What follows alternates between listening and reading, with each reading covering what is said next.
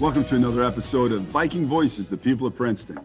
I'm Tom Burton, Superintendent of Princeton City Schools, and very proud to represent this amazing school district. So today we have some amazing people that are going to be joining us, but I really wanted to just take and pay a little tribute to some people behind the scenes that are doing some work. We have a tremendous partnership with ICRC. Jason Dudley, I know you're behind the scenes right now making this happen. So thank you very much. Our Director of Technology, Chris Lockhart, is here making sure that everything's okay on our end. So obviously, Chris, thank you so much.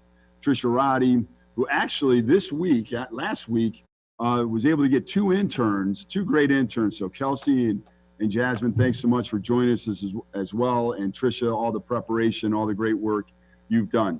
But with us today right now is a consultant that we've utilized before, and Katrice, and she's done amazing work throughout the course of this year. And we had an opportunity to meet her several years ago. And trust me, in a very short period of time, you're going to see why we're so proud to partner with Katrice. And then our preschool 12, pre-K 12 Executive Director of Curriculum, Miss Tonya Wright, who's been with the district several years, the last 5 in central office, and has really helped us move forward, done an amazing job. She's going to talk about preschool and kindergarten, but first we're going to jump right into it and introduce Katrice and talk a little bit about some of the current situations that are going on in our country. Now, we do understand that currently, right now, where we are, Facebook Live, that people are watching this in real time. This is also going to be videotaped, so just so we can put a timestamp on this, this event is happening today, June 25th. We are going to reference a board meeting later on, June 22nd. So when I talk about the dates every once in a while, this is all for people not joining us today, but for people that are joining us on ICRC, on the cable station, or watching it on our website or YouTube down the line. So with that being said, several months ago now, there were several situations that took place. One of them, obviously, being the coronavirus, that it came to pass and really a country shut down, specifically Ohio and Princeton City schools. It wasn't long after that once again, behavior of other people highlighted the racism that we still have in our country, the injustice that we still have in our country, the deaths of Breonna Taylor, the deaths of George Floyd and others, really highlighted again this continual racist behavior, and if you're a person of color, how inequitable and unequal things are. So with that being said, there's a statement that we put out shortly thereafter. We were most concerned, obviously, about people internally and providing space for teachers and students and staff, and talking administratively and seeing and making sure that we will put our best foot forward. We are Princeton, the most diverse school district in the state of Ohio, as noted by niche.com. And so we know that we live in a world, unfortunately, that is unjust. And again, for the last year, we worked with Katrice and led by Dr. Mary Phillips, the equity team, and there's great work that's been done in our district. And I will say this, that the most diverse school district in the state of Ohio, we've been doing work, we continue to do work. And if we need to do work, everybody needs to do work. And quite frankly, we were blessed to be able to contract with Katrice this year, and after meeting her several years ago. So Katrice, welcome to the program. Certainly appreciate not only joining us today, but the unbelievable work you did last year and next year and the year after. And let me just keep throwing it out, and the year after and the year after. So Katrice, welcome. Can you just talk maybe a little bit about, in general, some of your thoughts, and then kind of go a little bit deeper with what we as Princeton did and how you helped us create some space, and then what some future plans are. Awesome. Absolutely. Thanks for having me today. I appreciate it. So as Tom shared, my name is Katrice Katay, and I'm a consultant with Hamilton County Educational Servicing Center. And I've had the pleasure of working in Princeton this past school year, so the 2019-20 school year, and working directly with with their equity team that has several different positions, different levels, different identities represented. So on the equity team, there are administrators, there are paraprofessionals, there are classroom educators, there are central office staff, and there's representation from each of the buildings. One of the incredible things in bringing that diverse set of perspectives and voice to the table has been the amount of learning and growing as a community that they have done. So initially when we started our work together, I was a stranger, very much coming in as a stranger to be able to support what it truly meant to create spaces that were equitable and inclusive. And a significant part of that work is really thinking about what belonging looks like for each of our learners. So as we think about belonging, that's a piece that's often left out of conversations when we talk about diversity, inclusion, and equity. And when we talk about belonging, that means that we have to be trauma informed. We have to create spaces that focus on the individual learner and what they need in a space to feel safe, welcome, valued across all of those differences.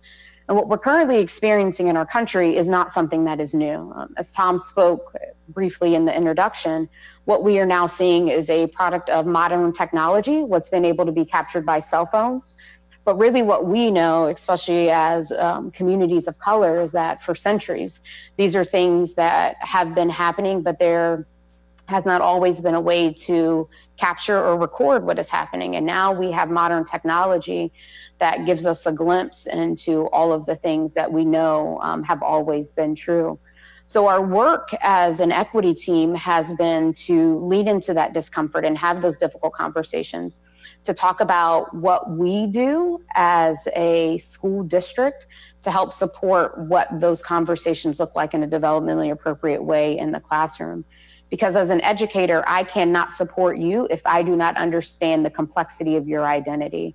I cannot support you and create spaces of belonging and really authentic spaces of learning if I do not recognize what you may deal with on a daily basis. I have to acknowledge and see you and your identity and who you are in order to really create a space where you can learn and grow as an individual.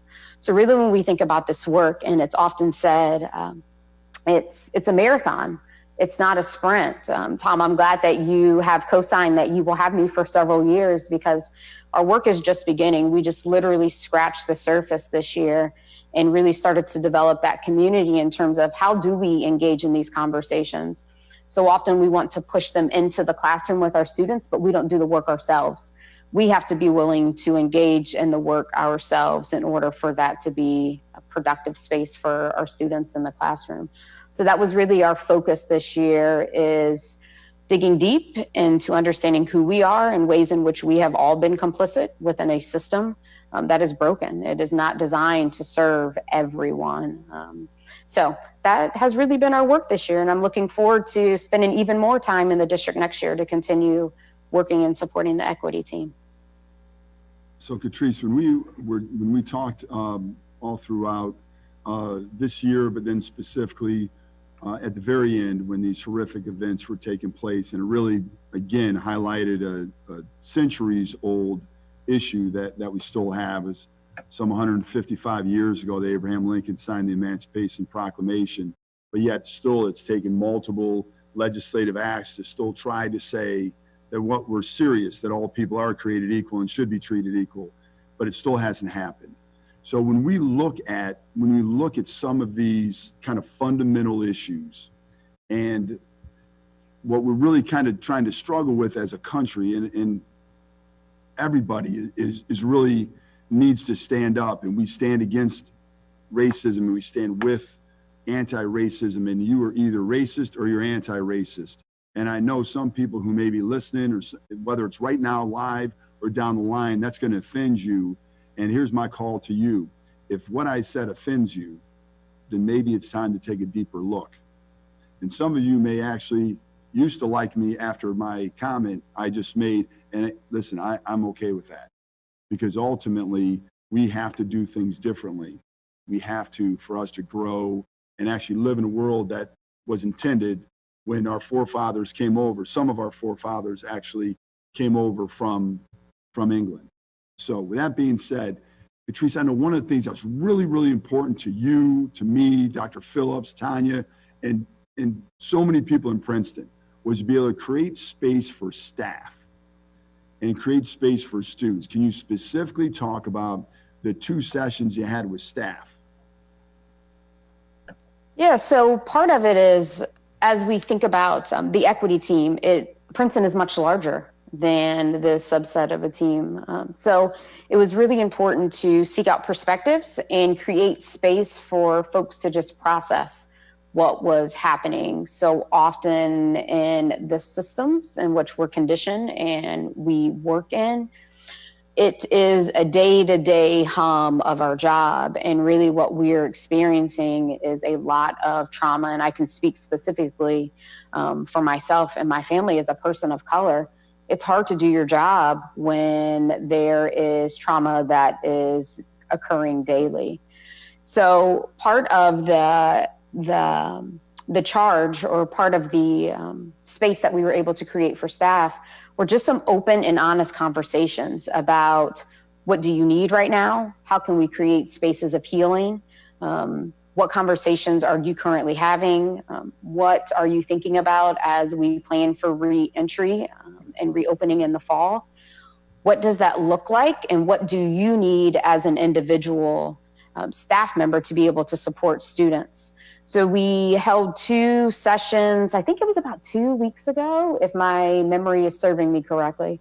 So about 2 weeks ago, we had roughly about 125 staff members that joined in the call just to talk and discuss openly about their experiences as individuals, as well as professionally in the district, and where they would like to see, what they would like to see happen next, in terms of really having some open, honest conversations and some action as we think about what it means to be anti-racist as educators and as professionals. So beyond just having the conversation, really thinking about what happens next. How do we change the system? How do we look at our policies, our practices and procedures? What is not working, and what do we do about that as we move forward in this work? So we have some other opportunities in July. I know we're still working on some dates, but for those people that are watching, please know that you're going to always be able to find what we're going to do with the conversation on social media. You can specifically go to our website. We're going to do all calls in our community when it comes to, and make sure all of our staff knows, but then specifically all calls in the community to talk about the space for students. And I know, Katrice, that was something that really, I mean, I couldn't get you off the phone, Katrice, afterwards. I mean, it was unbelievable. I left feeling so great after hearing the amazing story. So can you just go a little bit deeper about the whole student piece, because that's why we're in the business? Absolutely. So it's often the voice and the perspective that we go to last. We do 2, we do 4, but we do not stand alongside with our learners who have the best feedback and the most direct experience within our schools and our districts. So it was really powerful to create space for them to come together and to just talk about similar conversations that we had with staff. But as we think about race and racism, what have their experiences been as young people currently in what we are experiencing in our world, but then also as they think about their schooling experience. So that was an invitation that went out, I think, to 6th through 12th graders. We had the majority of the students on the call, the student leaders on the call were from high school. And what they really talked about is their experiences in the district, what they hope to see change, and what they want next as a part of creating this space to talk. And they were very clear in what they were asking for, what they felt like they needed. It was beautiful to allow them to really take charge of the call. I just was a co-facilitator, and they really ran with the conversation. They were really vulnerable, and they talked about their experiences currently in the past, and they spoke to educators that were able to help support some of those conversations in the classroom. But then really what organically grew out of the conversation is that they really wanted a regular space to have conversations around race and racism and really talk about what's currently happening in our world. And so often we're fearful, I think, as educators, and then also as parents, because I'm a mother myself, I fearful that our kids aren't old enough to be a part of these conversations. And what we know, what the research tells us and shows us, is that from a very young age, kids see differences in terms of color. And what we have to be able to do is to teach them to have empathy, to teach them to acknowledge that there are differences. And what does that mean in our world? We can't move away from those conversations, but we have to walk bravely towards those conversations and give them the tools to engage in critical dialogue. And the reality of it is that as adults, we don't often have those tools. So it's really fearful for us to walk into these conversations where we feel like we aren't the experts and we don't have the answers. But the reality of it is our kids are asking us for these spaces. And if we can show up authentically and say, I want to be a part of this learning and conversation, we don't always have to have the answers, but to allow them to lead the conversations and to walk alongside with them and not to do the work for them, and support them in what they need and what tools and resources that we're able to provide, but making sure that we don't overstep and we allow them to really have some leadership opportunity. Hearing from our kids is really, really powerful. It is truth. It is the honesty that we all need to hear.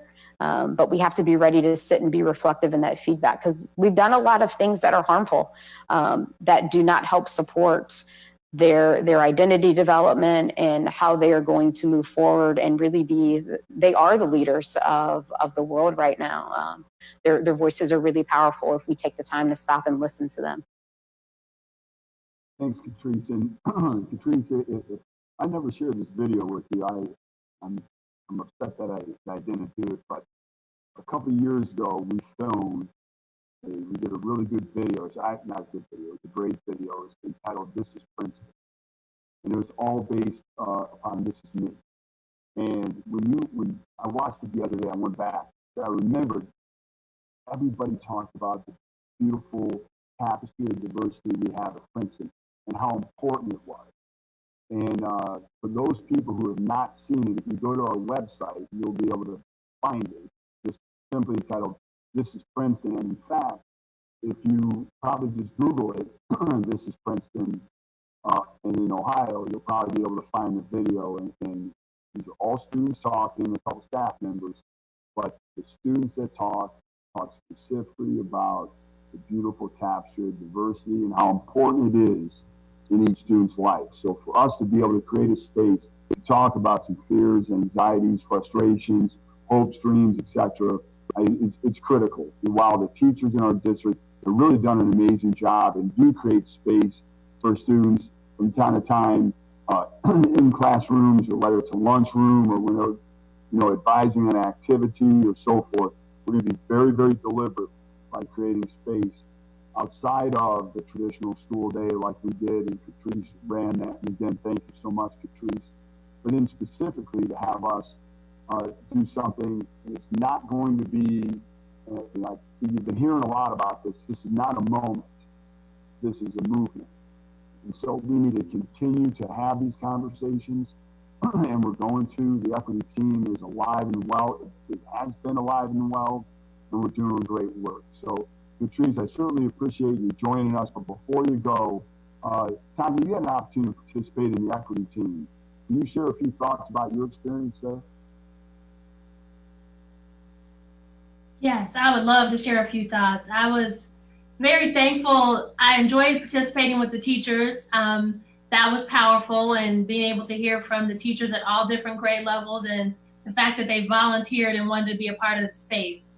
That made a huge difference. And to be able to talk about what can we do next, what can really happen, and what are those action steps we can take so that our schools are safe places for all students. But the conversation that Katrice mentioned, I believe it was last week or maybe just 2 weeks ago, the students were so powerful in their words, in their experiences. I was able to relate from a personal level of some of the things that they were talking about, and And I would say that one of the reasons that I became an educator is to make sure that all students felt safe in the school environment and all students had that quality education, were able to experience what that feels like to have doors open because you have the skills that are needed. So listening to them really was powerful for me. I believe that those children are young adults, or I don't know what they want to be referred to, but they are leaders. They have been empowered. They were clearly telling us what they want to see in their school building next year. And I believe everyone on the call is determined to make sure that we make that happen, because it is in our power to make it happen. And they clearly stated that that is what they need to have a more successful high school experience. And we know that also would apply to the middle school. We didn't have the middle school students weren't as vocal, but they definitely felt that need, that they wanted to talk about current events.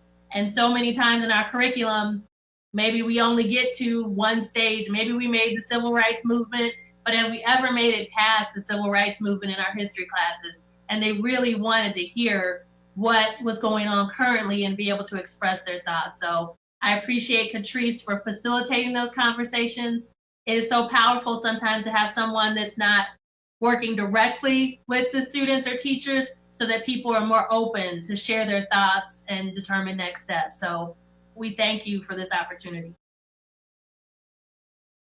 So myself and Chris Lockhart and Dr. Mary Phillips had an opportunity to go to Toronto to take part in the whole big equity study. We went there, we learned, and one of the things that was really impactful to us was the intentional nature of talking about equity, talking about the importance of diversity. And while we live that, we say we live it every day, and it's in our strategic plan and so forth, we really need to make sure that we're very intentional about that. So we're going to do that. We're going to be very intentional at meetings, and we're going to continue to live it, but we're going to make it even more prevalent.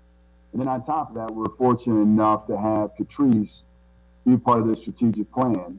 And so she's been a part. We have another community member, Melissa McCoy, who's done a great job as well. And they're really reaching out, getting a lot of input from community members. But our equity, what we believe in our equity plan, will be embedded throughout our new strategic plan as we unveil that later on this summer. So Katrice, once again, thank you so much for being first and foremost who you are and having the courage to lead like you have for years and years and years, and then specifically for allowing us to contract with you, and then extending that next year as well, and then in the future. You do amazing work, and we certainly appreciate that.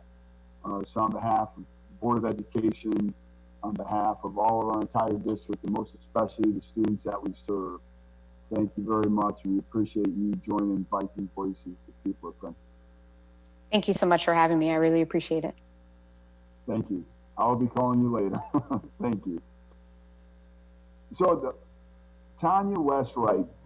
Tonya was a principal in this district, came to Princeton with a wealth of experience, was elementary principal at Evendale, did an amazing job there, took the director of teaching and learning for elementary position, and for 5 years done an amazing job. And now we're blessed to have her, all of her experience, everything that she does, and we're going to expand that circle of influence, if you will, all the way throughout preschool through K, through first grade, second grade, and then in the middle school, and then the high school. So we're very fortunate, pre-K-12. So Tonya, welcome, and thank you again for not only being here today, but also for sharing your impression of the work of the equity team as well. So welcome. Thank you. I'm excited to be here and excited to talk about preschool and kindergarten. But I'm also very excited about the opportunity to utilize my experiences. My educational career started at the secondary level, so it's very exciting to be able to work with preschool through 12th grade. Yeah.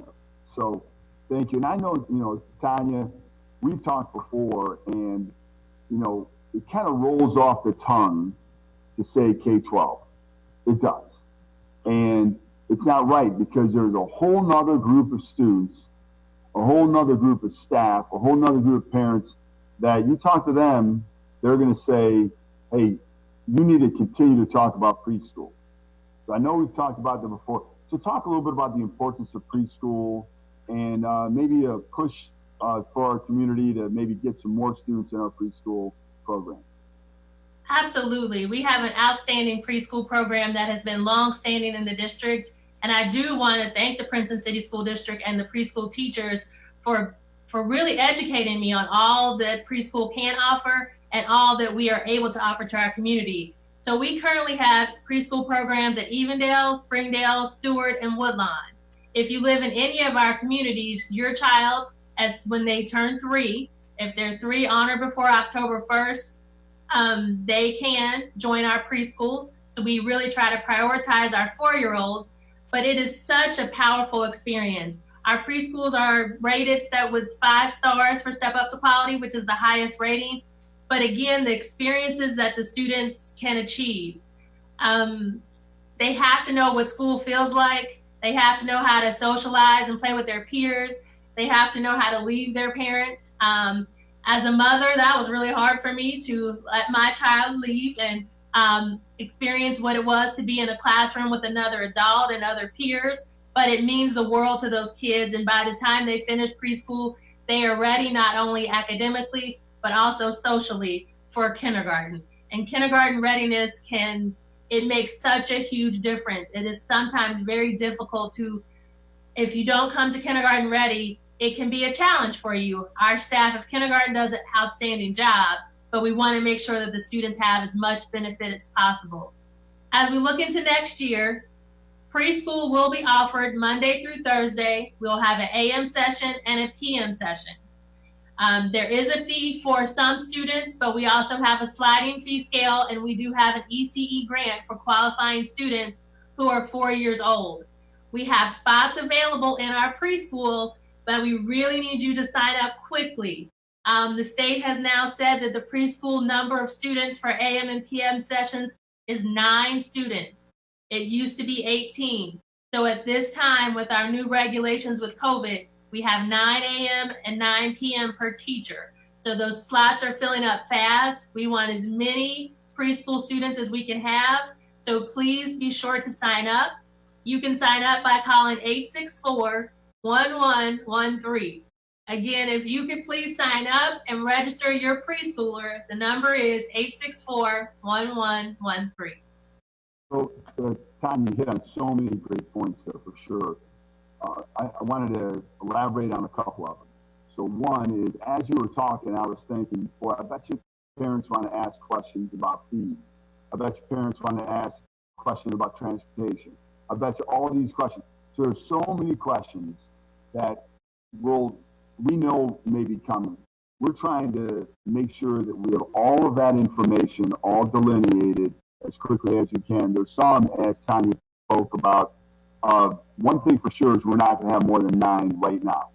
Right now, we know we're not going to have more than 9. Now, later on, there may be some other issues or some other different regulations and guidance that comes out where we're going to be able to increase the number of students. So right now, we need you to do that. For those parents, guardians that may have questions, we will have a guidance document on our website, and that's the easiest thing to do is go on the website first to look for information regarding programming and specific questions. So we have what's called an FAQ, frequently asked questions section. So we'll be able to put something on there.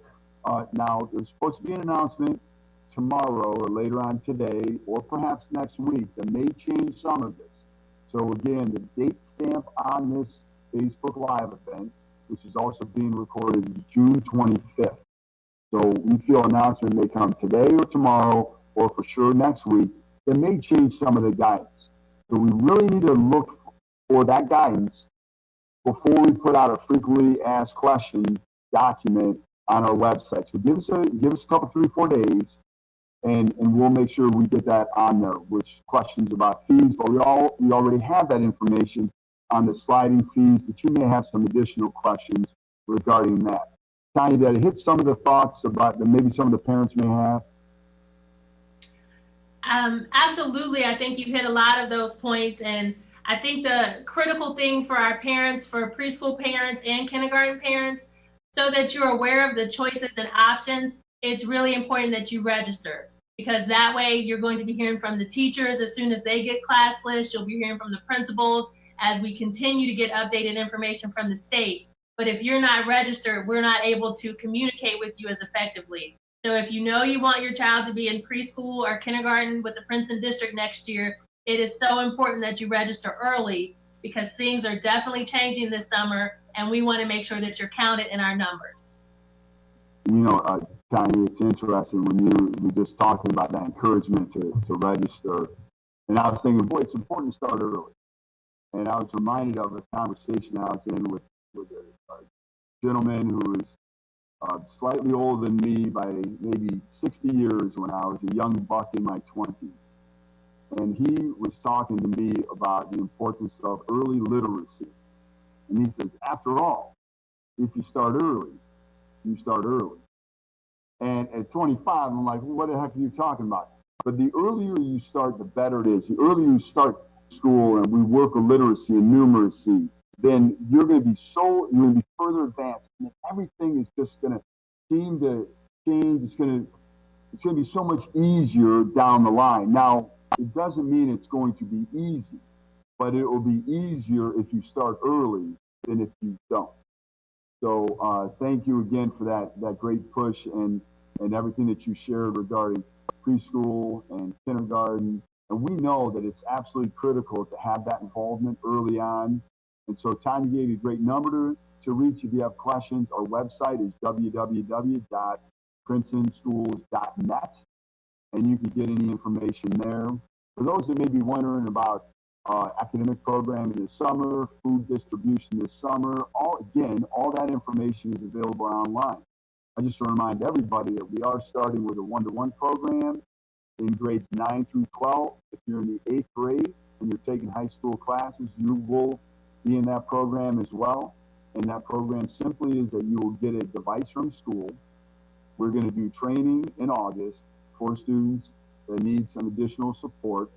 And we are very excited. We're going to scale that program to the middle school and then eventually to grades 5, 4, and 3. So within 3 years, we will be one-to-one, grades 3 through 12. And again, we feel like it's important to have us eliminate the connectivity gap, the device gap, the opportunity gap, which ultimately leads to the achievement gap, which we try to narrow. But you can't narrow the achievement gap until you do something about opportunities, connectivity, and devices. So I will tell you that anybody that needs connectivity in our district next year will get it. There's going to be a couple things that you're going to have to do, but there's not going to be big hoops to jump through, but we're excited about that. And Tonya, can you talk a little bit about like what it means to kind of be connected early on, preschool, kindergarten, or maybe what some advice you have for parents specifically around that?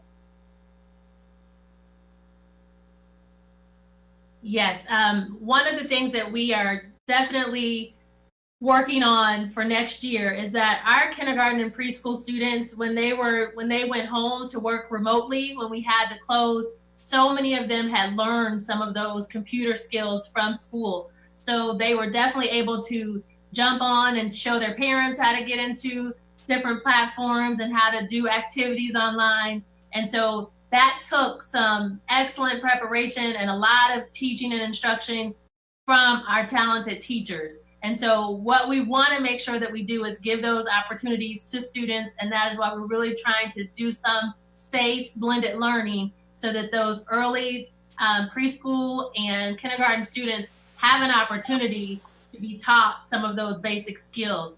But we also, at the elementary level and all levels, still feel that it is so important, just the basics, just reading to your child every night, every day, so that they know how to open that book and just look to the pictures and develop those language skills.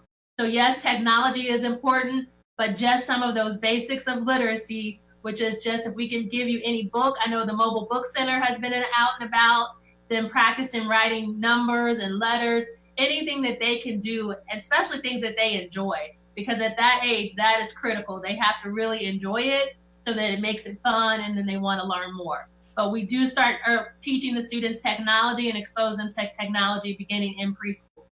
So. And Tonya, you brought up such a good point about the importance of turning a page, opening up a book. And as silly as it may seem, but the more you read, the more you read, right? The more you pick up a book, the more you pick up a book. And that's really, really important. So one of the things that the people who work closely with me know and love, they tell me it's very endearing when I make a pretty big statement about something, but then we make it happen. So for anybody watching this, if you need books, while we do have a mobile book center, we're available. They do an amazing, amazing job. In fact, we just recently got a donation, and thank you, Tonya, for helping facilitate that. And folks, this is not hyperbole. We got a donation of 37,000 books. If you need a book and you can't make it to the mobile book center, you can't make it to an elementary school if you do some types of like distribution and some other things. And we don't have that planned right now, but we do know, well, some elementary schools have some drive-by programs. In fact, there's one going on next week, next Monday. And a great program at Lincoln Heights, a great elementary principal, Dawn Bailey, has helped set that up. But there could be some other places. But I'm telling you this right now. You need books, you need stuff, call 513-864-1162. And when I first said that, we realized that was actually our number to our technology department. That's a number that we man all the time. We make sure that we have all kinds of services on that, and Kate does an amazing job down there doing that, but the whole team in the technology department do that. Not one time did anybody complain about that's not my job. We all know at Princeton that, first of all, there is no job too small for any of us to do. And then secondly, that we all have to come together. And just like we stand together, that shirt that all the staff got and community supported and bought so many shirts. In fact, we raised over $3,000 in about a week and a half, 2 weeks, just by the shirt sales that we're going to be able to use for connectivity. We stand together, and it's critical that we continue to do so. So, Tonya, we had a pretty fun Monday night, right? We presented a very detailed plan to the board. So I'm going to share my screen now. I'm going to try to do this as quickly as I can so that we can look at our plan that we talked about for school reopening. So, I did want to make sure for kindergarten parents, when we talk about kindergarten registration, we do plan to continue to offer AM sections, PM sections, and full day kindergarten. And the same thing as far as preschool. We just need you to register as soon as possible so that we can keep our class sizes appropriate and make sure you get exactly what you want for your child. So AM and PM for kindergarten. Thank you, Tonya. And as I was struggling to find that document, if you say you're going to share a screen, you should share a screen. So the screen is shared right now. So here are our options that we talked about at the board meeting, just very, very simply. We want to return to school when it's safe and as normally as possible. So we know that there's guidelines right now that exist that we can't do that. It doesn't mean we won't, but it currently will not be able to return the way that we want to return. But we know through all the surveys of parents and students and staff and community members, look, we want to be with kids. Schools were built to have students in them. Schools were built to have great staff in them, working with great students and so forth. So we want that. If that can't happen, we're going to go with a blended learning, and actually you're going to start hearing more and more about remote learning as a whole capsule, which will include a lot of different aspects of that, but a blended learning model, which means that you're going to come to school some days, and then some days you're going to be learning at home. So you'll be doing remote learning some days you'll be in school. So that's option 2. Now there's a whole lot of things that you may be thinking about, a whole lot of questions you may have, but just generally speaking, we're looking at alphabets. So we're looking at an A week and a B week, and then specifically looking at alphabets, A through L for 1 week, and then M through Z the next week. Tonya, do you want to add anything on that? Just those are all tentative. We want to make sure that the numbers equal out. So that's just the tentative plan. But as soon as we determine that, we really want to look at that from preschool through 12th grade so that students have an opportunity that if the family is home, that can help with the child care. Because we do understand that there's some constraints with that. So if there's an older sibling that's able to be home, we want that all siblings to be on the same week. So we are working through that. And if there's anything with the last name, we're working through that. So just know with this blended learning opportunity where you have some time in the building and sometimes at home, we want to make sure that your family unit stays together. Absolutely. Yeah. Great point, Tonya. Thanks for jumping in. And then lastly, if for some reason there's major spikes and the state gets shut down or whatever, the last option would be remote learning. Now, I will tell you this, any parent that has any type of concern about sending their son or daughter back to school, and it could be for a lot of reasons, we have an option for you for sure. You could do remote learning.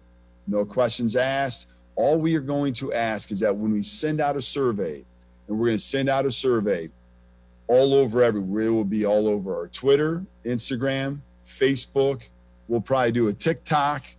We'll also do, I know Trisha Roddy's excited about doing a TikTok. We're going to do that. We'll also do Facebook. It'll be emailed home. It'll be sent home. It'll be on our website, and we're going to do an all call.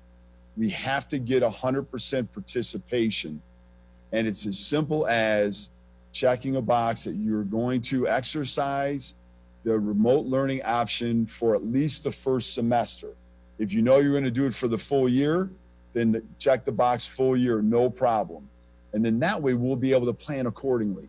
But without that information, it's very, very difficult for us to put forward a very, very detailed plan. So,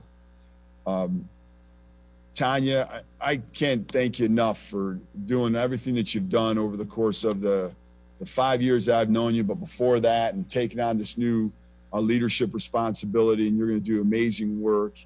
And Katrice, I think she's still on. Certainly appreciate you not only for coming today, but the work that you have done and will do for us, are doing, and then will do. And then we just want to encourage anybody, if you have questions, concerns, or anything, please reach out. And don't be afraid and don't be worried about copying other people on emails. So if you're an email person, no problem. Send email first to your child's principal if you have questions about school in general. Send it to Tonya if you have questions, K-12 curriculum, no problem. Send to Chris Lockhart. List goes on and on. John Freaky with operations. It can go to so many different people specifically, but ultimately, if you have any question and you're like, I don't even know where to go, you could feel free to send it to me at tburton, BURTON, at vikingmail.org, or call our hotline again at 513-864-1162.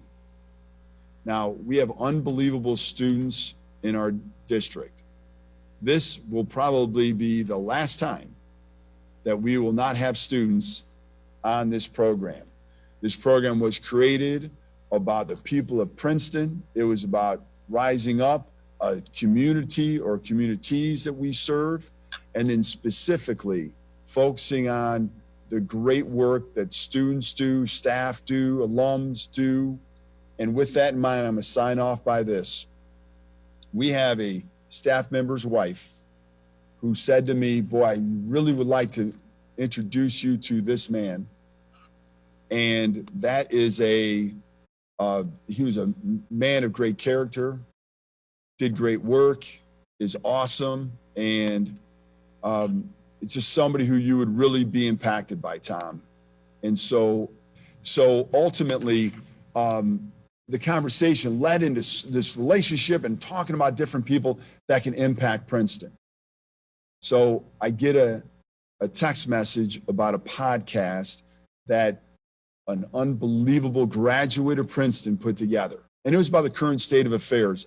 It was exceptionally well done. Ashton Hood is a 2010 graduate of Princeton High School. You talk about impressive and someone that wants to change the world and be part of a great movement to have the world be filled with equity, filled with love and compassion and all that. And when we're walking in Glenwood Gardens and I'm learning more about his story and who he is, and that he went to Lehigh and then he graduated from UC Law and all of that. Ashton, if you're paying attention and listening, I'm sorry if you didn't want me to share, but you moved me.